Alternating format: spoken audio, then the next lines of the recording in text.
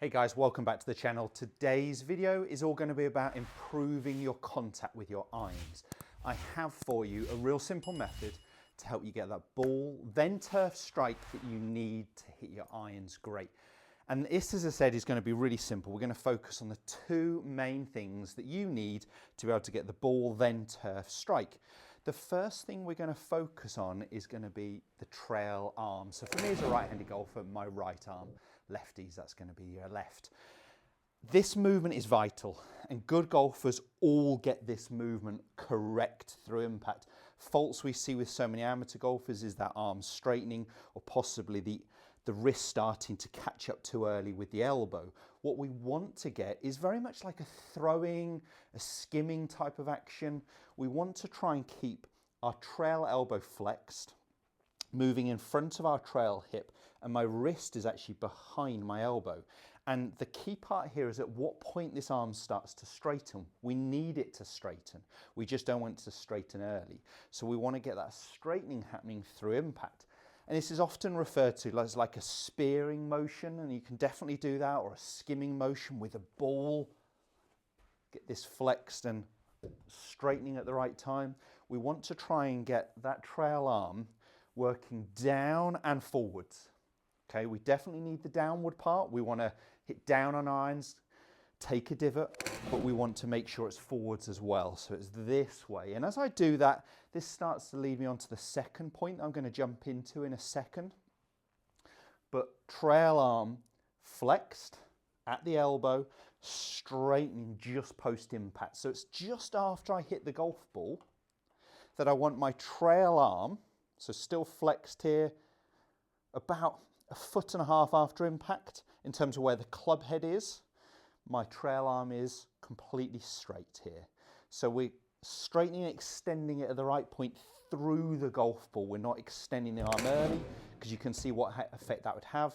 Or if my elbow stays back, the wrist takes over.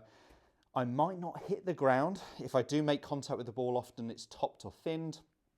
And if I do get the ball up in the air, I'm adding a whole lot of loft. So that movement where the wrist passes or catches up with the arm, the elbow too early, that's flicky, that's lofting, that's hitting it really high, scooping it, if you like, up in the air. Whereas actually the trail arm just throwing early is normally going to cause heavy, going to hit the ground first. Where should we be hitting the ball, the ground? We want to feel like we're hitting the ball, and then after about an inch or so, we want to feel like that's where our divot is starting. So we're getting that ball turf strike. Now that will vary a little bit club to club as the ball goes more forwards, but I've got here a 7-iron, a mid-iron. So I'm talking about very much for a central iron, that divot starting just after impact. The second key point is going to be about where the weight is, where the pressure is. We need that pressure to be going forwards into that left shoe. For me as a right-handed golfer, that's a key part, because if I get good movement of this trail arm, but I don't shift my pressure at all, I'm still struggling.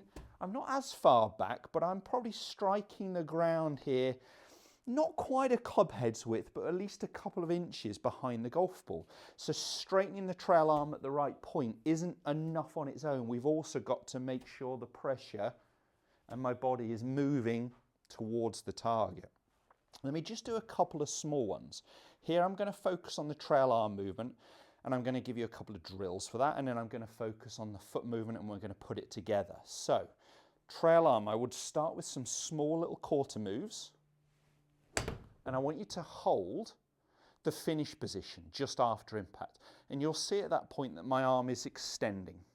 My body is turning, and actually I'm already working on my pressure, my weight, because if I'm doing these little quarter swings, I can very much tell where I am post-impact.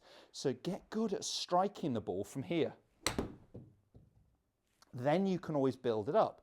So once I've done it from a quarter move, can I do it from a half move? Can I do it from a 3/4 movement? Build that up. Now I actually have put an alignment stick here because, and you could do this with a chalk line, or if you're off the grass, maybe just rub a line into the grass. This actually works really well. If you've got a practice bunker, draw a line in the bunker and just get used to hitting just in front of that line. That works brilliantly. But this line is going to be my reference of middle-ish of the golf ball. And I'm going to be trying to get my strike point this side of that white alignment stick. So I'm going to go again, half swing. And I just really want you to focus on this movement into impact and get drills for it.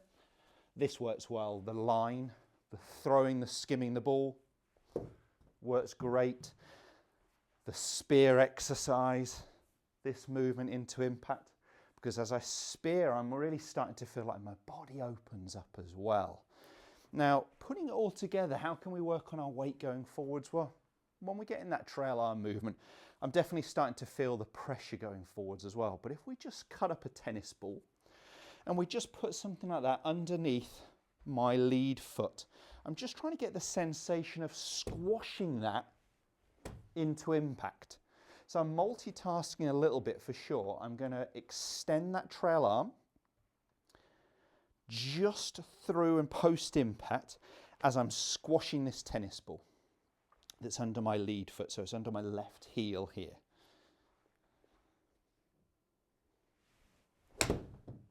Squashing that ball, pressures firmly onto that lead side, half a swing, look at that extension of the arms. That's what we're really trying to get to improve our quality of strike, to get that ball turf strike. Two things, it's not overly complicated. Is your pressure going into that left side, and is your trail arm extending at the right point? Get those correct and you're really going to start nailing your strikes. So let's go into a pretty full swing here, really focusing on that trail arm movement and that pressure.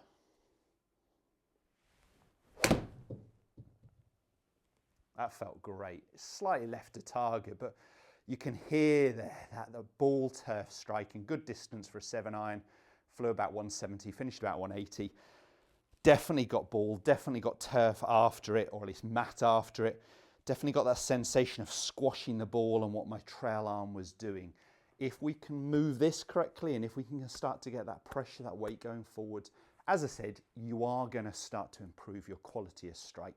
And that is perhaps the big separator from great golfers to average golfers, is the quality of contact. Good golfers get that ball turf strike, and that means they get consistency of distance each time. They're not hitting next to the pin every time, but when they're missing it perhaps pin high left or right.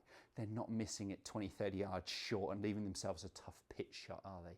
Give it a go. If the video does help, smash the like button, put a comment below, and don't forget to subscribe to our channel for more content just like this.